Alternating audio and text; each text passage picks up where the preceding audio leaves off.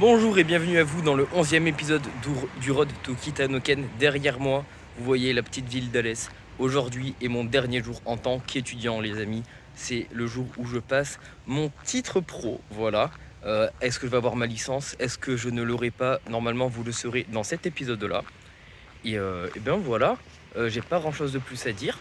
Ça va être un début d'épisode assez calme pour l'instant. Je me balade, je sais pas où je vais, ça avait l'air calme. Donc je me suis dit, Bélec, pourquoi pas. Et donc voilà, pour l'instant pas trop stressé, je pense que ça va bien se passer.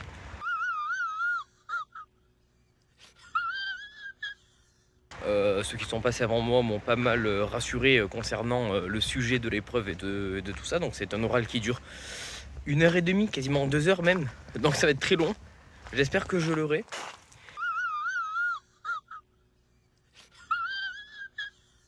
Et après j'aurai quelques nouvelles à vous annoncer, elles sont pas forcément très très bonnes, mais ça fait partie de la vie. Donc voilà, je vais retourner me préparer. Là, je marche un peu pour digérer, je viens de manger. Et puis, je vais relire mes diapos, je vais me préparer. J'ai mis une petite chemise quand même pour paraître propre. Et ça va être parti pour cet épisode.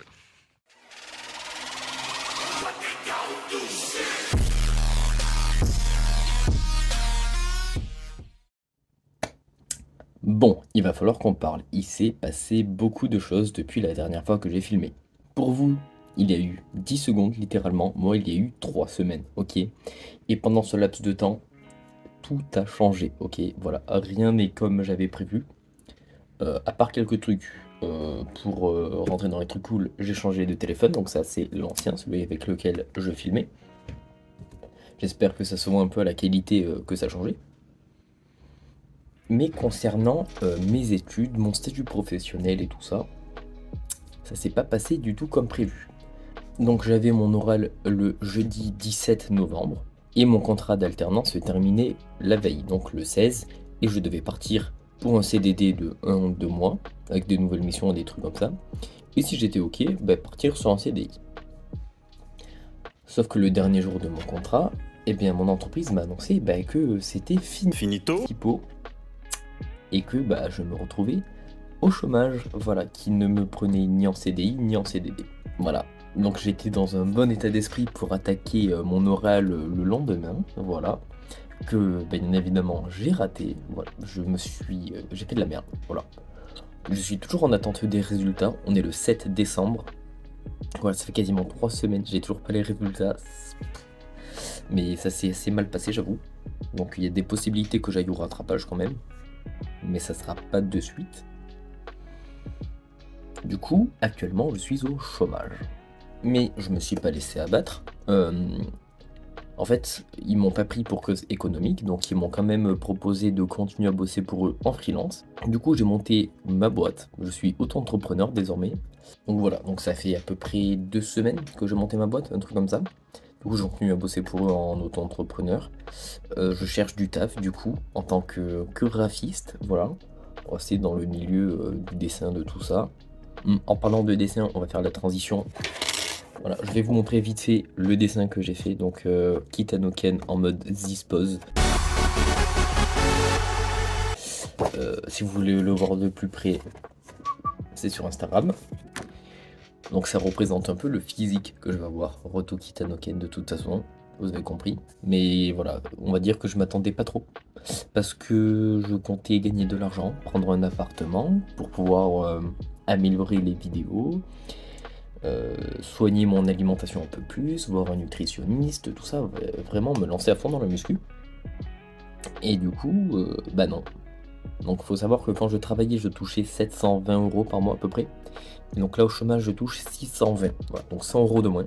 Et donc là en plus avec mes missions d'auto-entrepreneur, mais là je gagne pas beaucoup, je devrais peut-être faire 300 € ce mois-ci. Donc voilà, je devrais tourner autour des 800 € par mois, je pense.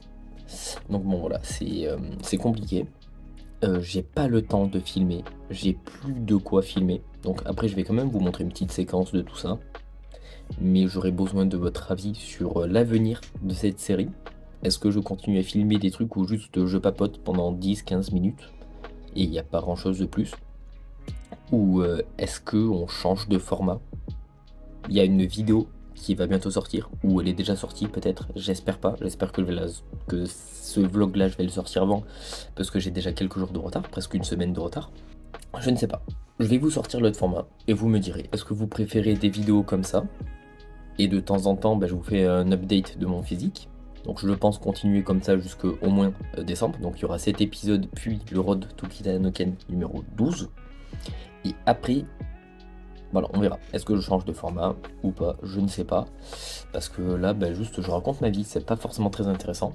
Mais j'ai envie en fait de me libérer des vlogs, des grosses vidéos de 20 minutes, et plutôt faire bah, des vidéos un peu plus diverses et variées. Par exemple sur la prochaine vidéo qui va sortir, j'aimerais bien aussi faire des vidéos, par exemple tester mon téléphone, voilà, une petite vidéo high-tech par exemple, tout simplement.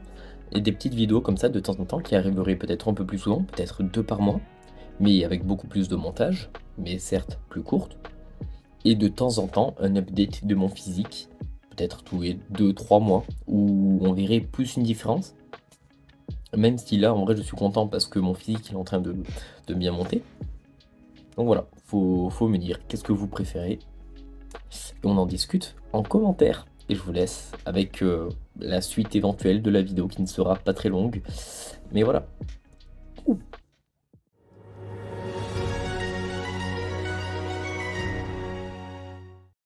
Les déchets alimentaires sont un vrai fléau dans le monde d'aujourd'hui. Pourtant, peu de personnes connaissent les solutions pour les réduire. Du coup, les marchands sont obligés de vendre leurs invendus. Voici un témoignage.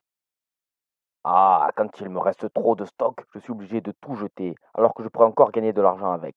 Ça me casse les couilles. Mais attendez, vous ne connaissez pas l'application Too Good To Go? Et non, Kizako.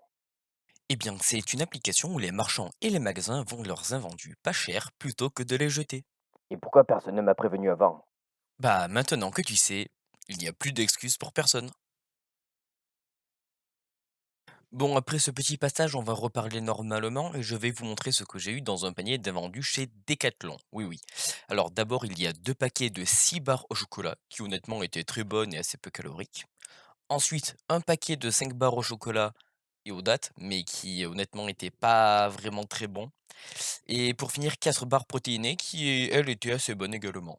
Certaines avaient passé la date, parfois de plusieurs mois, mais comme c'est sec, ça ne pose pas de problème. Le panier, lui, a coûté environ 4 € contre 12,50 € si je les avais achetés en magasin directement. Donc c'est rentable.